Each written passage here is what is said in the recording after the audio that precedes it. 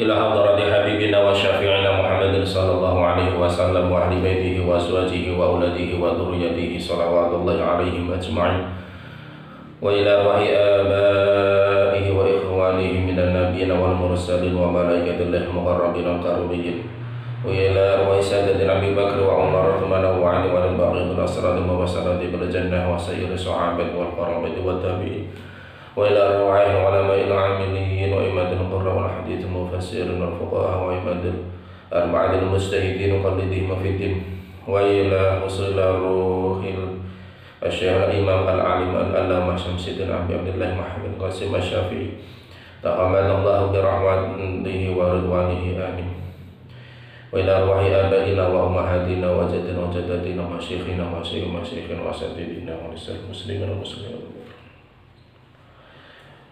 Al-Fatihah. A'udzu billahi minasyaitonir rajim. Bismillahirrahmanirrahim.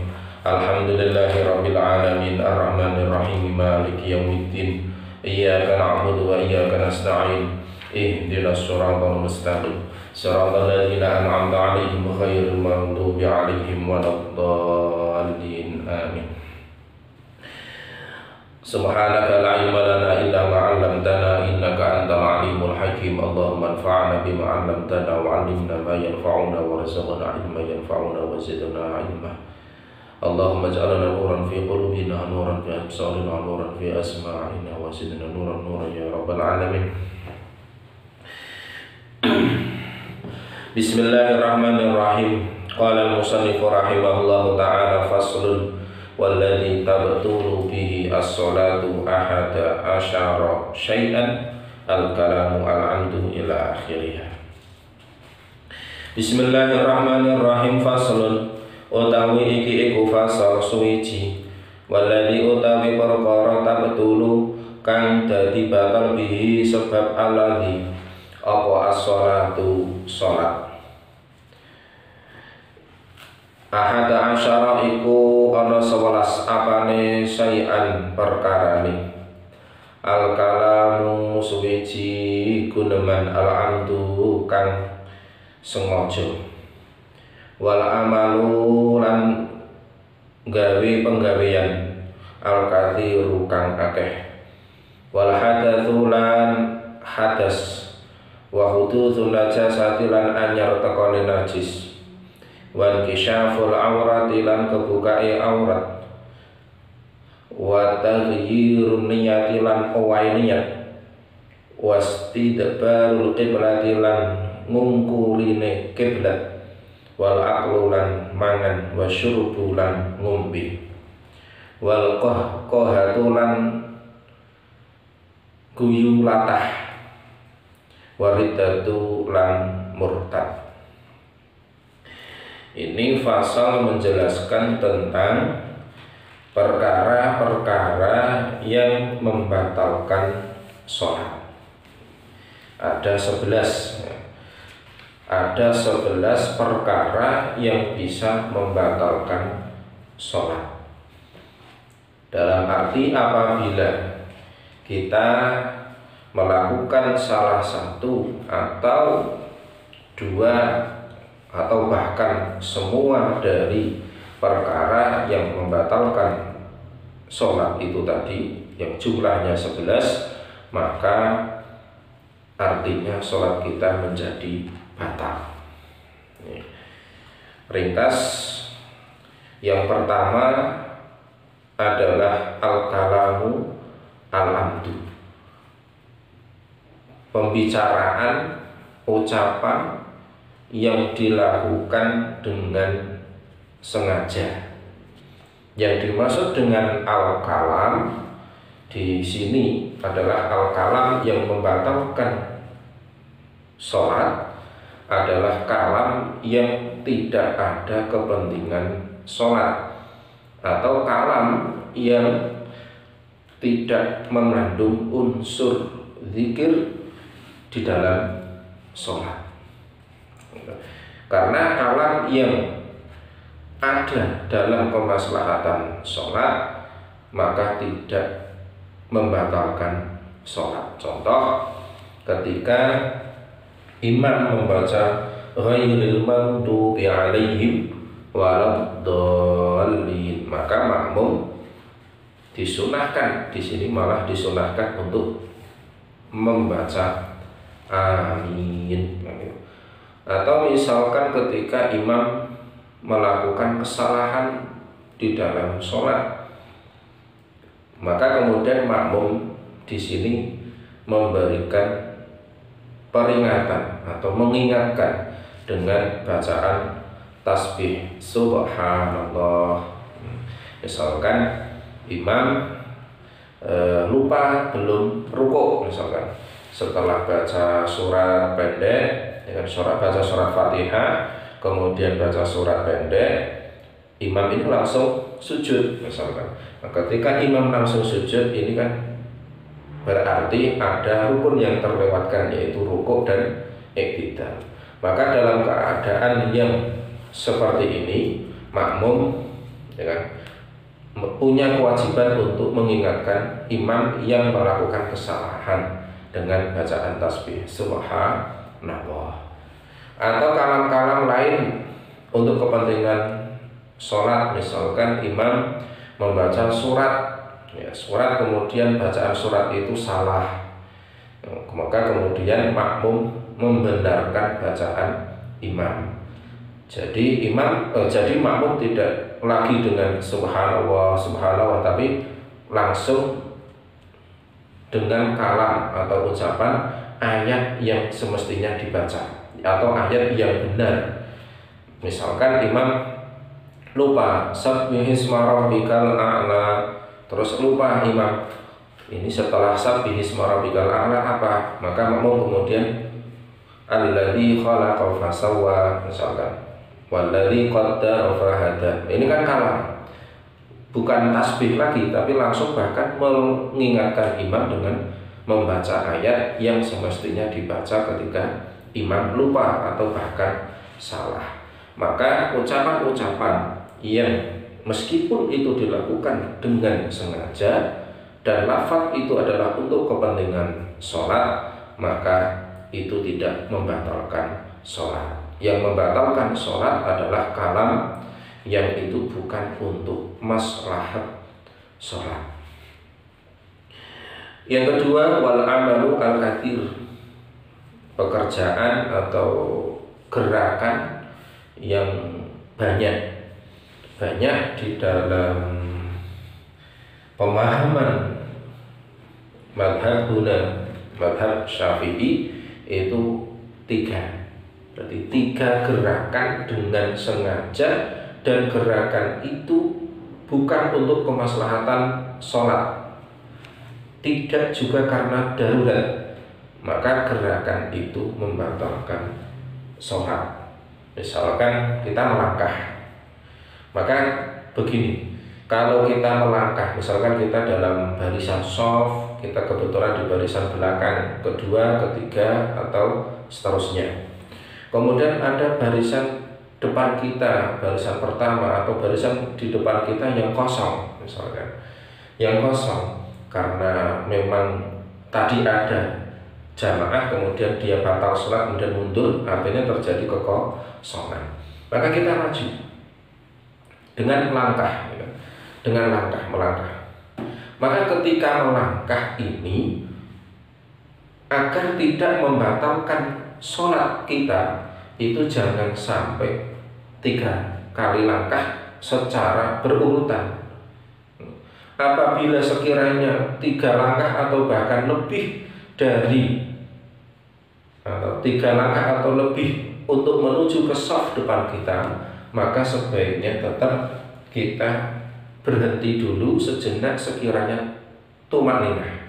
Artinya kita melangkah 1, 2, jangan langsung 1, 2, 3. Berarti di situ batal kalau dalam pendapat kita ini. Tapi bagaimana agar tidak batal? 1, 2, berhenti sejenak sekiranya kita sudah tumanninah, baru lagi menjangkah atau melangkah ke depan lagi 1, 2. Karena kadang jarak antara shaf depan dengan shaf belakang itu lumayan lebar juga, sehingga kalau dengan satu langkah tidak memungkinkan, dua langkah juga kadang masih terlalu lebar, tiga langkah ini sudah membatalkan sholat. Maka ketika tiga langkah harus, ketika kedua itu kita berhenti, satu, dua, berhenti. Sekira tumaninah kita lanjut lagi, satu, dua, dan seterusnya, bahkan sampai sekiranya jauh sekalipun kita menuju ke tempat yang kosong, itu tadi harus memperhatikan jangan sampai 3 kali atau bahkan malah lebih, karena yang demikian itu dikatakan al-kathir. Al-kathir, banyak. Kalau sudah banyak dan mutawaliyan, berurutan tanpa ada jeda tumaninah tadi, maka di sini membatalkan sholat. Banyak. Kemudian kalau gerakan atau al-amal itu bahasanya itu qalil itu sedikit, itu maka walaupun 3 kali atau bahkan lebih tidak membatalkan sholat. Misalkan kita di pipi kita ada nyamuk, ya, kita kena nyamuk, kemudian gatal, kita usir saja nyamuk. Kemudian untuk gatal ini dengan gerakan jari, kalau gerakan semua jari ini sudah dikatakan kathir. Tapi dengan jari, misalkan yang gatal, misalkan titik ini cukup 1, 2, 3, 4, ini sampai seberapapun ini tidak membatalkan sholat, karena gerakan satu jari itu tidak dikatakan gerakan yang kathir, tidak dikatakan gerakan yang banyak yang bisa membatalkan sholat, meskipun ini berkali-kali. Tapi kalau semua jari misalkan, atau misalkan lengan kita gatal, langsung garuk-garuk misalkan, dan ini kok lebih dari 3, itu sudah membatalkan sholat. Tapi bagaimana agar tidak batal? Padahal gatal ini tidak batal, padahal ini di sini gatal. Cukup dengan 1 jari, walaupun berapa kali pun ini tidak akan membatalkan sholat, karena di sini disebut al-amal qalil itu tidak membatalkan sholat. Kemudian wal hadatsu, hadas baik hadas kecil maupun hadas besar, ya kan? Hadas kecil yang mewajibkan wudu, hadas besar yang mewajibkan mandi. Berarti perkara-perkara yang membatalkan wudu dan perkara-perkara yang membatalkan atau yang mewajibkan mandi besar. Saya ulangi, perkara yang membatalkan wudu dan perkara yang mewajibkan mandi besar ini membatalkan sholat. Perkara yang membatalkan wudu, misalkan keluarnya sesuatu dari 2 kemaluan kita, baik depan maupun belakang, kentut misalkan, atau kencing, keluar air kencing, maka itu batal. Batal wudunya sekaligus batal sholatnya, karena salah satu syarat sah untuk menunaikan sholat adalah suci dari hadas. Atau misalkan bagi seorang ibu yang hamil, kemudian dia melahirkan ketika sholat, maka sholatnya juga batal, karena wiladah. Apalagi wiladah itu biasanya dibarengi dengan keluarnya darah atau cairan, maka di sini juga disebut membatalkan sholat. Kenapa membatalkan sholat? Karena wiladah itu merupakan salah satu dari perkara yang mewajibkan mandi janabah atau mandi besar, hadas. Yang ketiga adalah wahudusun najasah, terkena najis atau kita mengambil najis atau kita mengenai najis, kita dikenai najis, terkena najis atau kita mengenai najis. Dan misalkan kita sholat, tiba-tiba ada kotoran jatuh di depan kita, kemudian kita sengaja meletakkan, misalkan kita mau sujud, meletakkan kepala kita atau ini ke najis itu ketika sujud, maka ya batal.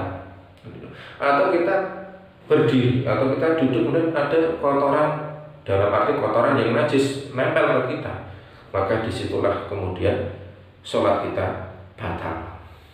Ini wahudusun najasah. Kemudian yang dimaksud dengan najis di sini adalah najis yang tidak dimakfu. Kalau sekiranya najis itu dimakfu, maka tidak mengapa. Nah, najis yang dimakfu, saya kira ini sudah jelas pernah kita bahas atau nanti lewat diskusi saja. Kemudian apabila najis itu kering, yang dimaksud najis tadi adalah najis yang tidak dimakfu dan najis itu basah. Kalau najis itu kering, apakah membatalkan sholat? Batal atau tidaknya tergantung. Artinya begini, kalau misalkan kita terkena najis itu sudah kering, kemudian najis itu dengan segera kita hilangkan, ya kan? Fana fadl baru halam lam tabtul sholatu. Misalkan ada najis, katakanlah kotoran cicak, tapi sudah kering, nempel di baju kita, tapi sudah kering, langsung kita hilangkan, ya kan? Kita kipake, karena bahasa Jawanya kipake, najis itu hilang. Maka ketika najis itu mencelat, ya kan? Mencelat, maka dengan demikian tidak membatalkan sholat. Tapi kalau meskipun najis itu sudah kering, tapi kita diamkan saja, misalkan nempel di baju kita diamkan, maka ketika mendiamkan najis nempel di baju kita dalam waktu yang relatif lama itu membatalkan sholat. Tapi kalau langsung kita hilangkan, sibakkan baju kita sehingga najis itu jatuh, maka lam tabtul sholat kita tidak batal. Kemudian wakisyaful aurati, terbukanya aurat amdan itu dengan sengaja. Apabila terbukanya itu bukan karena sengaja, artinya secara alamiah atau karena ada gangguan dari orang lain, bukan kita, maka tidak membatalkan sholat. Contoh begini, kita sedang sholat, kalau saya pakai sarung, kalau yang putri berarti pakai apa itu namanya rukuh atau mukena. Kemudian ada angin tertiup, terbukalah sarung kita, ya kan? Terbukalah sarung saya, ada sholat saya, berarti terbukalah sarung saya, naik misalkan sarung itu mencelingkat naik sehingga kelihatan aurat laki-laki dari pusar sampai lutut, misalkan sampai kelihatan lututnya atau bahkan di atas lutut kelihatan karena tertiup angin sarung saya, maka yang demikian itu tidak membatalkan sholat karena terbukanya aurat terjadi secara alamiah, bukan disengaja oleh kita. Atau misalkan ketika saya sholat misalkan, atau kita sholat, tiba-tiba ada anak kecil main di belakang kita atau di depan kita, kemudian diangkatlah sarung kita atau diangkatlah mukena jenengan, misalkan mukena yang cewek-cewek ini diangkat. Ketika diangkat misalkan betisnya kelihatan. Kalau yang cewek kan karena semuanya aurat kecuali wajah dan telapak tangan, kelihatanlah betis, berarti betis terbuka aurat. Batal nggak sholatnya? Tidak batal, karena terbukanya bukan amdan, tidak disengaja oleh orang yang sholat, tapi karena ada gangguan dari orang lain. Ini jadi terbukanya aurat amdan, dengan sengaja. Apabila tidak dengan sengaja karena faktor alam atau oleh orang lain, maka di sini tidak membatalkan sholat, meskipun tadi kita diperintahkan untuk segera menutup aurat yang terbuka. Kemudian wataghyirun niyah, berubahnya niat.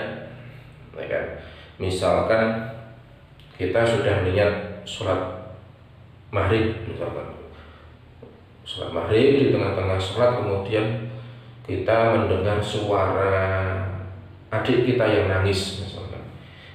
Kalau ibu-ibu bisa jadi mendengar suara anaknya yang nangis, tidak tega, atau kemudian niat kita berubah. Maksudnya berubah itu kita keluar dari sholat untuk nututi atau menolong adik atau anak yang sedang menangis. Nah itu, jadi keluar, kita niat untuk keluar dari sholat. Atau misalkan kita lagi asik sholat, Allahu Akbar, di tengah-tengah sholat ada tamu, Assalamualaikum, ketuk-ketuk pintu, kemudian kita menjawab waalaikumsalam, kita bukakan pintu. Ketika kita waalaikumsalam, di dalam hati kita kok niatnya berubah, begitu, maka menjadikan sholat itu batal. Kan gitu. Tapi kalau niatnya tidak berubah, kemudian kita tidak mengeluarkan kalam yang bukan di dalam sholat tadi, ya, kalam yang di luar sholat. Kalau kita tidak mengeluarkan kalam di luar sholat, atau kita membuka pintu, atau bahkan kita jalan, tapi jalannya tadi tidak menimbulkan al-amal al-kathir, atau kita buka pintu hanya satu kali gerakan, ini tidak membatalkan sholat. Atau kita mengeraskan suara bacaan sholat kita, tidak membatalkan sholat, gitu. Yang membatalkan adalah sampai pada taghyirun niat, atau kita bersuara dengan bacaan di luar bacaan sholat, atau kita beramal yang dalam jumlah 3, dan amal itu adalah amal al-kathir. Seterusnya wastidbarul kiblah, kita membelakangi kiblat. Kalau kita menghadap ke barat atau ke barat agak menceng sedikit, kemudian kita berbalik arah. Berbalik arah itu bisa ke timur, atau bisa ke utara, atau bisa ke selatan, tetap membatalkan sholat. Jadi kita berpindah arah kiblat, membelakangi, atau istilahnya bertolak dari arah barat, arah kiblat, maka itu sudah menjadikan sholat kita batal, terkecuali kalau sholat sunnah. Kalau sholat sunnah dalam kendaraan, ya, sholat sunnah dalam kendaraan itu tidak batal. Misalkan saya naik mobil jadi sopir atau penumpang, kemudian ingin sholat sunnah, tinggal kita sholat aja, sholat walaupun tidak menghadap kiblat, tidak apa-apa, gitu. Kemudian al-aklu wasyurbu, makan maupun minum, makan maupun minum walaupun itu sedikit, ya kan?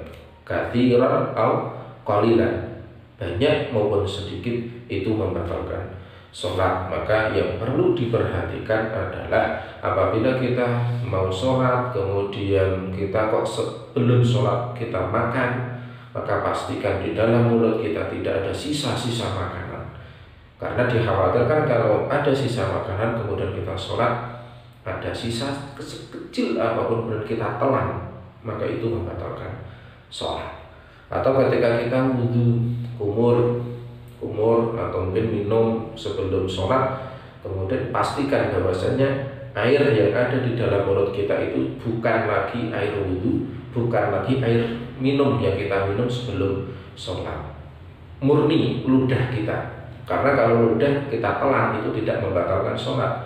Tapi kalau air ketika kita wudhu kumur masih ada sisa di dalam mulut, atau kita minum kemudian masih ada sisa-sisa, kemudian kita takbir Allahu Akbar, kemudian menelan air, ternyata air itu adalah air wudhu atau air minuman, maka itu batal sholat. Qalilan atau kathiran, sedikit apalagi banyak, itu sudah membatalkan sholat. Kemudian yang ke-10 wal qahqahatu, ya kan? Maksudnya qahqahatu itu tertawa terbahak-bahak, ya, terbahak-bahak. Ukurannya adalah gigi. Ada yang mengatakan ukurannya adalah gigi. Kalau kita tertawa kok sampai melihat gigi, batal sholat kita. Kan? Kalau orang Jawa mengatakan cekikian, ya, tertawa terbahak-bahak atau cekikian, ya, itu sudah membatalkan sholat.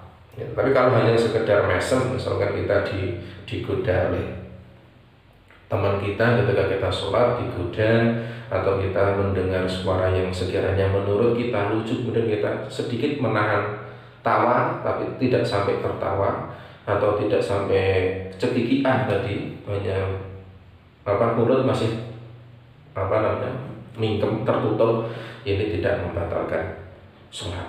Yang terakhir adalah riddah. Riddah itu murtad, keluar dari Islam. Maka yang demikian itu pasti karena syarat sah dan syarat wajib sholat itu adalah Islam.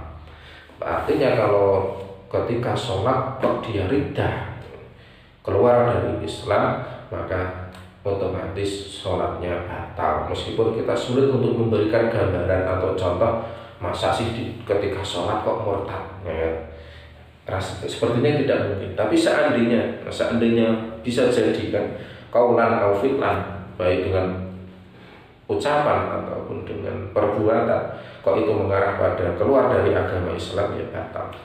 Ini perkara-perkara yang bisa menjadikan sholat kita batal. Ada 11. Saya ulangi, yang pertama adalah ucapan yang sengaja, kemudian gerakan-gerakan yang banyak 3 kali, kemudian hadas baik kecil maupun besar, kemudian terkena najis atau kita menyentuh najis yang basah. Kalau yang kering kemudian kita sibakkan najis itu sehingga tidak menempel ke baju atau badan kita, maka tidak batal sholat. Kemudian terbukanya aurat dengan sengaja, artinya kalau secara alami karena angin atau dibuka oleh orang lain kemudian kita segera menutup, maka tidak batal sholat. Kemudian berubahnya niat, artinya keluar dari sholat, berpaling dari arah kiblat, kemudian makan dan minum, tertawa, cekikian, yang terakhir adalah murtad. Ini beberapa hal yang menjadikan sholat bisa batal. Sekian, subhanakallahumma wa bihamdika, asyhadu an la ilaha illa anta, astaghfiruka wa atubu ilaik. Selanjutnya bisa didiskusikan. Mari kita buka sesi diskusi dengan tanya jawab. Assalamualaikum warahmatullahi wabarakatuh.